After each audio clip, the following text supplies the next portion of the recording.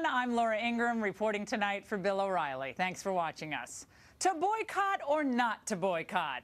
That is the question, and that's also the subject of tonight's Talking Points memo. Congressman Raul Grijalva, a Democrat who represents Tucson, has announced a boycott of his own state, Arizona, because he opposes the new immigration bill.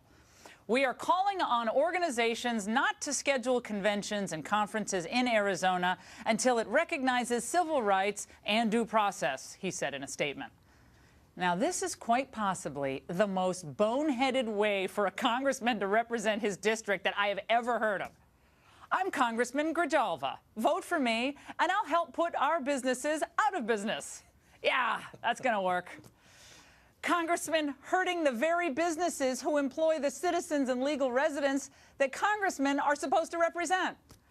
Now, it's worth pointing out that Congressman Grijalva has a long history in the radical open borders movement, and as far as I can tell, has never met an immigration enforcement law that he actually supports. If he had accepted our invitation to come on The Factor, I would have asked him if he thinks America owes reparations in the form of territory to the people of Mexico. And our favorite sanctuary city, San Francisco, also might lend the Arizona boycotters support by joining the effort. City Attorney Dennis Herrera proposes that the city by the Bay terminate its contracts with Arizona business effective immediately. It is all nonsensical. Look, people have a right to lodge their opposition to this and any other law they think is unfair. This is what, after all, hundreds of thousands across the country did during the health care debate. But the proposed boycott of Arizona is a cheap publicity stunt, not to mention illogical and counterproductive. And those of us who support Arizona's crackdown on illegal immigration should encourage our own states to adopt similar measures. After all, if states can't help enforce the very immigration laws that Congress has passed, then the concept of national sovereignty and the rule of law are totally meaningless. And that's the memo. Now on to the top story tonight, reaction. With us now is Alfonso Aguilar. He's the executive director of the Latino Partnership for Conservative Principles, and Congressman Steve King. He's a ranking member of the House Immigration Subcommittee. Gentlemen, good to see you. Congressman King, since you're sitting right here, let's start with you.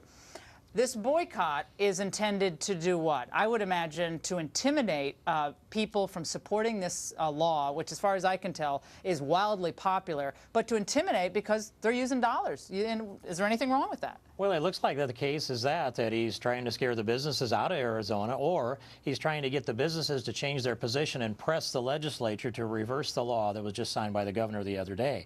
I'm wondering if we'd look at the map of Congressman Grijalva's congressional district, if we haven't already ceded that component of Arizona to Mexico. Judging by the voice that comes out of him, he's advocating for Mexico rather than the United States and against the rule of law, which is one of the central pillars of American exceptionalism. Now, Alfonso, as far as I can understand your position, you are against the boycott, but also you're not crazy about the law. Is that right?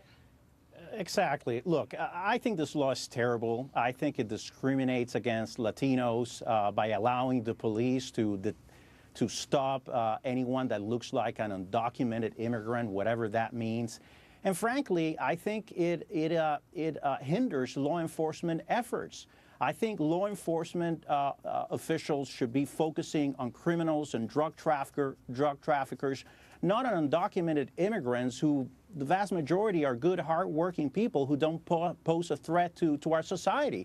They should focus on the drug traffickers. Now, having said that, let me say that Arizona is in a desperate situation, and the federal government has not acted. And we're in this situation right now because President Obama has not shown leadership. He said he was going to deal with the immigration issue the first year of administration, and he hasn't. I think that as Republicans, as conservatives, we need to propose a uniquely conservative alternative to the immigration. I get what you're saying. Alfonso, I get what you're saying. And Congressman, you can respond to this.